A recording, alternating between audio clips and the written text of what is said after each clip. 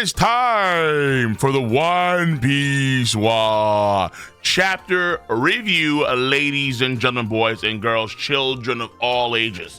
This chapter, One Piece, was one hell of a chapter, and it was one hell of a reaction when I was rolling through that. If you want to see that chapter reaction, go over to my Cole Requiem YouTube channel or my twitch.tv channel, where you guys can see the entire full reaction and the post-stream discussion after the reaction to the chapter itself, because it is quite meaty, controversial. Someone did a down stab like it was Link from Super Smash Brothers. Down smash is also one of Link's better ledge guarding options, especially against characters that have pretty poor horizontal recovery. Got his sword out like this, went ha, hiya, and that was it. People lost their minds. People lost their minds. However, there is way more to this chapter than those moments, and we're going to be doing this in a thorough breakdown, a thorough review. Now, if you don't know, now you know. I do my chapter reviews in about 3 sections. Number 1 is going to be the pace and chapter structure. Number 2 is going to be the character elements of the chapter. And then number 3 is going to be the story progression components for the chapter. So let's dive right into it, first and foremost with the pace and chapter structure. For this chapter, there's a lot of parts. It is what it is. There are a total of 10 main parts of this chapter.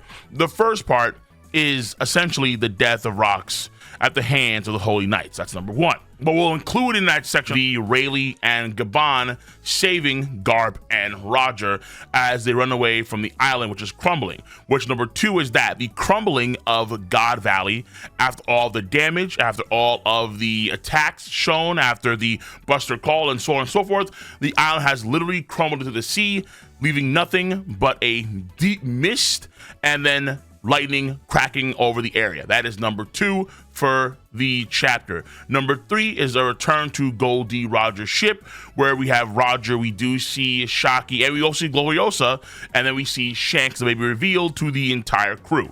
Number 4 is going to be, we cut from there to essentially bits around the world reacting to the news that the Rocks Pirates have been taken out, and we do have the exaltation of the hero Garp Chujo. Number 5 is Navy headquarters in the Grand Line. So this is the old Navy headquarters, so basically Marine Ford headquarters, where you do have essentially Garp and Sengoku. They're talking about what's going on and how they're going to act from here on out. That's number 5. Number 6 is cut back to New World, where we do have a young Loki reacting and crying to the news, and on top of that having a very important flashback that's going to be pivotal for the future of the story. That's number 6. Number 7 is that we do cut to Harald, who is on a certain island in the Grand Line, and he is running into giant raiders, and he is beating the living crap out of these giant raiders. That is number 7. Number 8 is that we do cut back to Garp and Monkey D. Dragon. A very straightforward dynamic here between father and son about what just happened. And then finally, number 9, which actually I can't combine into one bigger part, so I'll do that. Harald, he's on Elbaf, and then he talks to his sons about Elbaf's future, and then he cuts over to the Navy headquarters, where he removes his horns, and he fully submits himself to the world government, and is even willing to be a slave if need be, to make amends for the millennia of bad history with the giants and the humans. So 9 parts of this chapter of One Piece, which is a lot. Normally, I would say for a balanced, a fair One Piece chapter pace, you have roughly around 6 parts. A really damn good chapter has less than 5 parts. Think of when Shanks one-taps Kid. Think of chapter 1045 when you have Monkey Jesus versus Kaido and his powers on full display. These are like the damn phenomenal chapters in terms of pace and structure. In terms of this category though, this chapter is jumping from one area to another area, forward in time, a lot of skips here and there. It's okay. It's all right. Like a 6 out of 10 in terms of pace and structure. It makes sense when we do cut from part to part, obviously makes sense. But just because it makes sense doesn't mean it's great. This is, let's say, more akin to Wano Country pace, where almost every 1 to 2 pages is its own section, and then we cut away to something else entirely. So that is it when it comes to the pace and chapter structure. It's okay, by older standards, not the best. Now, what's also not bad for sure is the character elements for this chapter. And for this chapter, there's roughly about 3 or 4 characters of notes here that I really want to get to. Number 1 and number 2 are going to be Sengoku and Garp. Now, this I thought was very intriguing here because Sengoku explains a lot of his worldview in essentially one panel. In his case, it's climbing the ladder, but it's also relative to scale too. He explains how there are tens of millions of soldiers across the world that are members of their military because they're members of the world government. And a lot of that military is under the umbrella of the Marines. And then he states, and I quote, "When I notice the upper management is doing something insane, I can just look the other way because there are so many other conflicts that are going on across the entire world that require their military attention. And considering how vast the military is, he can afford to look away. He knows they're doing is insane," meaning that Sengoku is probably very aware or had some sort of foresight that the Holy Land did do things like this. They did do these sort of culling game type events. And then from there, the inhabitants of those islands would cease to exist, something of that sort. So he's probably aware of that in some sense. And I've seen probably other horrors as well from the Marines and maybe even the world government and let's say Cypher Pole. But he chooses to ignore that because obviously he has to climb the ladder to get into a position of power where he can influence people and other groups in a appropriate direction. And a lot of folks, including Garth, they don't like that. But the thing here is this: when you take the military of the United States of America, Army, that's National Guard, that's Navy, Air Force, and so on, it's about 2 million people that serve the US military. You combine that with the Chinese military, which is also on 2 million, you have about like 4 million people combined for the total militaries of both USA and China. The world government military is probably 10x that, meaning 10 times, like 40 million people probably around there across the entire world that are part of the military of the world government. There's going to be a lot of stains on an organization on that scale. Obviously, with that many people, not everyone's on the same page, clearly. Sengoku understands that there's a lot of things that are going on in the Marines and the world government that are atrocious. But Sengoku is trying to climb the ladder so he can try and change the system from within. And you can see how he probably tried to do this in some fronts, where in the past we have seen him stop Marine 4. At the end of that war, he puts a exclamation mark after Shanks arrives, the war is now over, done. But if it was another fleet admiral, let's say a Kainu, they probably press on with the war and more lives are lost. He is the same person also vouched for Kuzan Aokiji to be the next fleet admiral of the Marines. Now, obviously a Kainu won that, but the fact of the matter is that Kuzan, with his temperament, with how he approaches things, would probably be a way more laid back, a way more forgiving fleet admiral than someone like a Kainu, who would be very aggressive, too heavy-handed when some situations are better off with a lot of tact and grace. Maybe a Kainu was always destined to be fleet admiral, but at least someone like Kuzan has a fighting chance to be fleet admiral with someone like Sengoku's backing. It gives people of the same ilk in the Marines a fighting chance to push the system in a direction that they feel is better. Look at someone like Rocinante. But Rocinante, he was doing a lot of what he did, meaning keeping tabs on Dofi and even faking his condition of being mute to Dofi and so on because of Sengoku's orders. He was an op for Sengoku, which gave the Marines a leg up on Dofi's activities. Curtailing the activities of someone like Doflamingo is only a boon to the Marines. And of course, the impact of someone like Rocinante on law, how that shaped essentially one of the most influential people in the entire world, Trafalgar D. Water Law, is through someone that was under Sengoku's wing. That doesn't happen if Sengoku doesn't climb the ladder. So Sengoku is a man who in many ways does practice what he preaches. He's willing to be a fleet admiral, even though he knows full well that the world government is extraordinarily messed up. But again, he will turn the blind eye towards that. Garp himself saying that, listen, you're trying to climb the ladder, and you willing to overlook these atrocities is scummy. It is hella scummy. It is detestable. But then Sengoku says, shut up. What is barking from the bottom of the cliff going to accomplish? Garp is essentially concerned that Sengoku is going to wind up becoming the Celestial Dragons or the most corrupt Marines around there, right? Like Doberman, guys like that. That's the fear that he has. Whereas someone like Garp, we've seen him take in a lot of new recruits like Kobe Helmeppo, but he's also on the ground himself. He's also moving about. Garp is very much hands-on. So whereas Sengoku had someone like Rocinante that infiltrated Dofi's family and his crew as his brother. So operating from the top down, Garp was on the ground and he went to Pirate Island himself and led a force there to save Kobe. And in this chapter, we kind of get a reveal in a roundabout way as to why he wore that dog mask. The Marines are up and coming. People like the Kobe and the Helmeppos, the younger Gruses, and so on and so forth, where shore members are probably influenced by Garp and his activity. Garp is a shield of the Marines against outside forces, but also Garp is an internal shield from within to make sure that there's some balance and stability within the system itself. So you kind of get a really good sense of both their characters here and their goals in this chapter in on one page. So that I thought was very good character element stuff without a damn doubt for both Garp and Sengoku. Sengoku very good. And also just seeing Garp and Sengoku kind of fighting the same way as Zoro and Sanji did at the end of Wano Country after Zoro recovered, I think is also a sign of showing you why Roger mentioned both Sengoku and Garp's names in the Oden flashback before he fought against Whitebeard. Sengoku doesn't get much time to show off his power, but Sengoku, I think, to this day is still a Garp equivalent, where Sengoku should be just as good as Garp. That's what I feel. And speaking of power scale, there's something in this chapter that happens which is crazy. Well, actually, first thing, for character, very lightly, is Rox. He didn't know about Nika. According to Sengoku, in the Ultimate chapter, Rox is a man that knew the secrets of the world. And we do see in this flashback, he's aware of Emu, he knows about Davy D. Jones and Joy Boy. How can someone like that not know about Nika?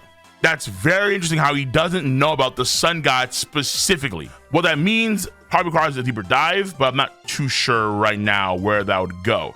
But even still, for the power scale, now we cut over from Rox to Harald. Harald is getting big upped by Rox himself, and that could be on three fronts. One is that it's the man himself as he is now, which is a direct power scaling boost to Harald. Loki mentions how Nika has the power to destroy the world. Rox says, well, hold on, if anyone has that kind of power, it'd be King Harald, your father. Rox himself is actually putting Harald over himself, which is crazy considering how a lot of folks even put Rox over Prime Goldie Roger. I don't, but a lot of folks do that. And Rox saying that about Harald is crazy in of itself. So that's number one. Part two, though, is not Harald as he is now, but Harald, the Harald that Rox mentioned in chapter 1156, when he mentions that there are two fruits that he wants, and one of them is found most likely in Elbaf. The true power of that fruit will only be unlocked if someone like Harald eats that fruit. So in terms of power scaling, it's the future of what Harald's power could be once he has consumed that devil fruit, which as far as we know, Loki has that fruit now. Like, let's say in the same vein as Whitebeard and Sengoku back in Marineford, the man that can destroy the world. And then number three is that after that panel, he mentions the Galela, the shipwrights that were mentioned by Harald when he was talking to Mount Beard earlier in the arc in chapter 1154. And it was also coincidentally mentioned in the same vein in chapter 1156, where he mentions the power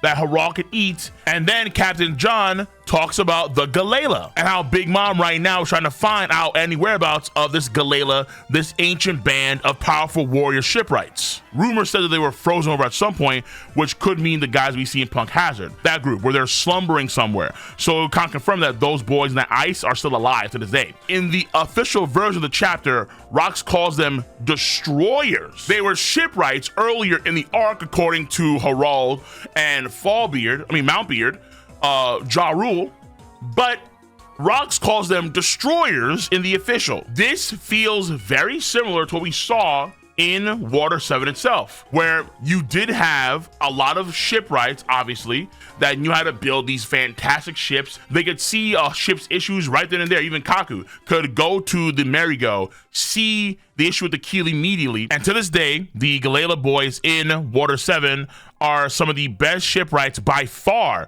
we have seen in the entire series, and so on and so forth. But you also had the Frankie family, which were dismantlers. They were very good at breaking down and destroying materials. It feels very ironic where you have this idea of not only what you see in Water 7, but also representative of the sun god itself, Nika, where Nika could be either a liberator or a destroyer. And you've seen that now come to a head with the Galela company of old too, where they're either shipwrights and builders and these smiths of such a high scale, but also they're destroyers as well. So that's coming to a head, I think, on both fronts. But in terms of character, what's important here to know is that this could be something that only Harald could manage, where in terms of his character for power, then maybe Harald is the one that can actually just control the Galela band because he's the king of Elbaf. Or let's say the current king of Elbaf has access to the Galela because they would follow that person. So that part right there, I would say it's a mix of both character and story. Very important. But also for character for sure. And the keyword here is guilt. The guilt that Harald felt when he was the only person that could have saved Rox at God Valley, his best friend, which he admits to that Rox is his best friend. Harald is so guilt-ridden and he is so grief-stricken when he beats up those random giant rogues that are pillaging a village. The main reason why he does what he does at the end of the chapter, where he's willing to rip off his horn in front of all the Marines and willing to be a slave, even was just psyched as all heaven, is because of mainly the guilt that he was going through, that he was feeling when he found out that Rox died. That is the primary catalyst. But he chose to stick with his principles and he chose to stick with his goals, and in the process, his best friend dies. So now his goals have to come to fruition, meaning that he must be able to wash away, at least greatly so, a lot of the bad blood that has been a millennia old between giants and humans and so on. He must remove a lot of those stains on the giant history, because if he does not, then his friend's death becomes more meaningless, which is what is crushing him. He is guilt-ridden, which is why he's going to such an extreme. He cannot stand the idea that giants would go around marauding and pillaging when he's fought so hard to try and bring the giants into the world government fold. But that won't happen because there's so much fear and resentment against the giants. And the only way he can think of right now to really wash away a lot of that bad blood is to bring again Elbaf into the fold of the world government, which is why he chose not to help Rox when he was going into God Valley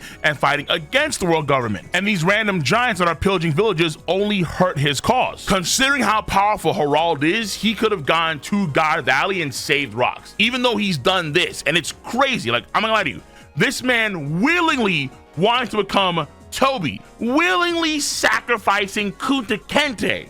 Horns gone, boom, make me to a slave. That is diabolical, diabolical. But considering what's at stake here, 1,000 years worth of bad blood between races, the only person who could wash that away in a relatively short amount of time would be King Harald. At the same time, if the king of the giants is a slave, then that also puts the entire populace of Elbaf at risk of being slaves, because your king is a slave, your leader is a slave. So it becomes twofold of an issue for sure, where on one front you're putting Elbaf at risk even more so than normal, but then on the second side of things, you're also able to change a lot of the sentiment around giants across the world, because giants are now less feared, maybe more respected, maybe more revered potentially, but giants are ultimately less feared across the world because the king has submitted himself to the authority of the world government. The crown is heavy. As Vinland Saga put it, the crown is heavy, very heavy. 力を使うのは王ではない。王冠の意志が使うのだ。 And his decisions have a lot of impact on all fronts, not just the negative side, but also the positive side too. And I'm not so certain if, let's say, we can see what's been going on with giants across the entire world and see if they've been like a part of the fold, or they're more, or they're less feared. Because, for example, we do see giants like Oimo and Kashi, they do serve as guards for Impel Down in the pre-time skip. Is that a subtle sign of the giants being more respected and less feared? So in terms of character, Harald gets a really interesting situation here, because Harald's grief and his decision making is, I think, a huge section of character development for him. Whether or not it's a good or bad thing is kind of like the point where it's like this leads to kind of both outcomes potentially, where a lot of that negative sentiment around the giants does disappear. A lot of it, not all of it, but a lot of it does. But at the same time, you're now subjecting the giants to a world of potential slavery directly at the hands of the world government. So that is when it comes to the character quotes of the chapter. Pretty damn good, pretty damn deep, for sure, without doubt. And now finally, the story elements of the chapter, we have finally Rox's death. We knew he was going to die. And so, here we go. We knew he was going to die. But what did surprise me was seeing Darling be the one to take down Rox. But first of all, though, I do point out that the attacks of Roger and Garp in the last chapter, they did undo Emu's curse on Rox. Rock's still alive. He's still kicking after it's all said and done. He's not dead. So this, I think, could be a subtle sign to the future of the arc, where given the situation with Dory and Brogy and all the giants there, they could be reverted back to their normal states through hockey. Not through any Nika reversing shenanigans stuff, but it could be through hockey. And they won't die. They'll be gravely wounded, injured, but they won't necessarily die.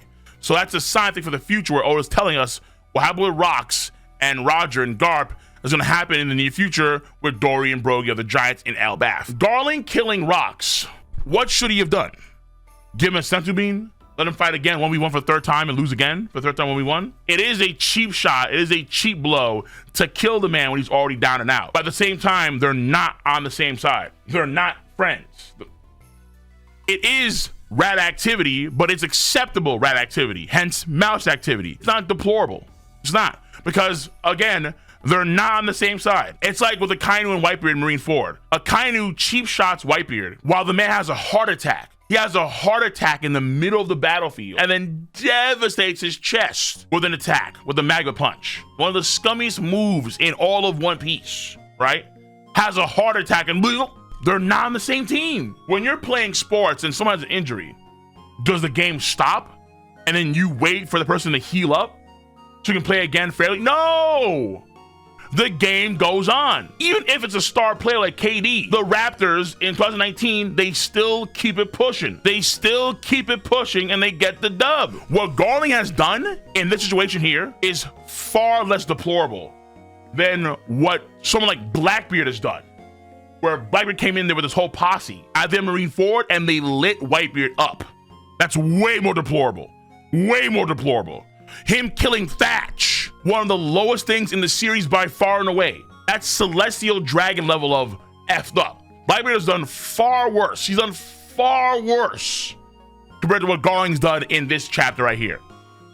It is a scummy dub, but Garling gets the stab and he kills Rox. We do see the collapse of the island after we do see that Rayleigh and Scopper saving Garp and saving Roger. No Bogard. Trash. This is the first time we've seen Island actually sink, like literally collapse in on itself and fall into the bottom of the ocean. Think about this, right? We've seen Enies Lobby get a full Buster Call. As far as we know, it's still up there. Still like hang on by a thread. We've seen all of O'Hara get Buster Called and it's devastated and the tree has collapsed, but it's still there. How is this island collapsing on itself? It's because of all the damage via Buster Call, plus all the fighting. Rox himself cut like part of the island in half. Whitebeard quaked out a whole section of that gigantic Titanic mountain, and plus that mountain collapsing and how much damage that caused to the island, right? And that mountain, the way it falls down and just crushes like half the island in one go, yeah. So because of all of the damage that the island has suffered, it does make a degree of sense that it would collapse into the sea because it took so much damage over the course of God Valley. And now we know why no one can find it, because it literally collapsed. Which does put a damper on the theory that a part of Thriller Bark is what God Valley is. Unless a part kind of pops back up from the water, like throwing an apple into the water and then it pops back up. Unless that happens, where is the chunk of landmass coming from to make Thriller Bark? Because right now, God Valley does not appear to be it. After that, real quick, got King Shanks getting his glaze. This is essentially what we saw in the sketch work for the volume 4 billion that was for Film Red. There was a sketch work by Oda himself about when they found Shanks in that chest, and now we're seeing that bar for bar in this page, where we do see the Roger Pirates looking down on a infant Shanks who is right there in the middle of the gold, mimicking what happened with Uta in Film Red, where Shanks found her in a treasure chest. After that, we do see the word spreading of Rox's downfall. Not, of course, God Valley itself, because that was kept hidden, but Rox's downfall was spread across the entire world. And of course, all of the credit went to Garp, very similar to Smoker and Alabasta, where Crocodile's downfall was accredited to Smoker. And so in some ways, between Garp and Smoker, that sort of stolen valor that the newspaper gives them, even though that was not the case at all. Smoker, hella pissed. Garp, hella pissed. Because obviously they're being accredited merits that they did not achieve. We do see Sengoku and Garp having their little fights. Pretty cool there, but I already covered that in the counter section. We do see Loki crying over Rox's death and seeing him having a flashback remembering Nika, and then comparing him to Nika, like in the same vein as King comparing Kaido to Joy Boy, things of that sort, right? The idea of the destroyers of Galela and the guy that could actually control them is his old man. It is Harald, so it kind of conveys that the king of the giants can command the Galela boys. But again, I already mentioned all that stuff in the counter section of the video, and then obviously seeing the reaction of Harald to all this news where he's taking out on these rogues, and these rogues themselves are besmirching his work, what he's done for the giants. He could have saved Rox. Rox himself sensed that things weren't gonna go his way. He needed his help, and he said no. And then there's news about that happening too, where the king of the giants becomes deranged. And then we cut over to Navy headquarters again. This part right here with Garp and Dragon. I think that what Garp is doing is that it kind of harkens back to Garp's mindset with Dadan after Marineford, when Garp was at ground zero. Could have saved Ace, you could argue, but never saved Ace. Basically, Garp, I've said before, he's a pretty deep character. He is. And in this chapter, you see Garp wholeheartedly let his son, Dragon, quit the Navy, and then he's disgusted with Garp. And Garp just says, I know, and gives him the key. He does, of course, love his son without a damn doubt, but at the same time, it feels like there are some things about his principles, his profession, his standing among the Marines, so on and so forth, that he values just as much, if not even more. I want to say comparable to, let's say, someone like Sanji, where in NES lobby, Sanji could not commit himself to kicking a woman for the first time, even though it was for the sake of saving Robin, because he valued his code, his way of life that much. In terms of Garp and Dragon have both seen the same horrors, but Garp acted differently compared to Dragon, where Dragon immediately made a move to save lives, whereas Garp saw these horrors and just still committed to, you know, taking down the pirates, and then later on fighting against Emu, which is crazy. He fought against Emu. Madness. But the fact of the matter is that Garp has been a part of the Marines for quite a bit of time, whereas Dragon is relatively new to the Marines. Their staying power of the Marines is different, and Garp has convictions with helping Marines out, whereas Dragon doesn't have that same conviction. But Dragon, after seeing these horrors, is thoroughly disgusted, and Garp knows that he has every right to do so. Keep in mind that Dragon probably had a very good image of the Marines in his mind, because Garp, his dad, was a Marine. After seeing the horrors and knowing that his father's gonna stay Marine, because even though his father was there too, and he knows that, he just can't stomach that. But Garp knows. Garp understands. The disillusionment with the Marine system is very valid. Finally, at the end of the damn day, we do see the scene with Harald removing his horns. We see now why he has those scars on his head that we saw in the painting that Zoro and Luffy and Nami saw in the castle, and it's impressive. So that is it for the chapter review. And also, well, this chapter is a pretty good chapter. I'd say a great chapter, 8 out of 10, because you do have weak pacing and structure, yes, but you also have very good character components and also very good story elements as well. So I would say, because you have the good story elements and the good character components, it's going to be 8 out of 10 chapter of One Piece. Well, let me know your stance on the subject matter at hand. If you enjoy your boys' video content, thumbs up, subscribe to the channel, click on that bell to join the notification squad. Once again, check out my full reaction on my Cole Requiem YouTube channel. On that note, I'm gonna catch you guys and gals on the flip side. See you. Bye bye.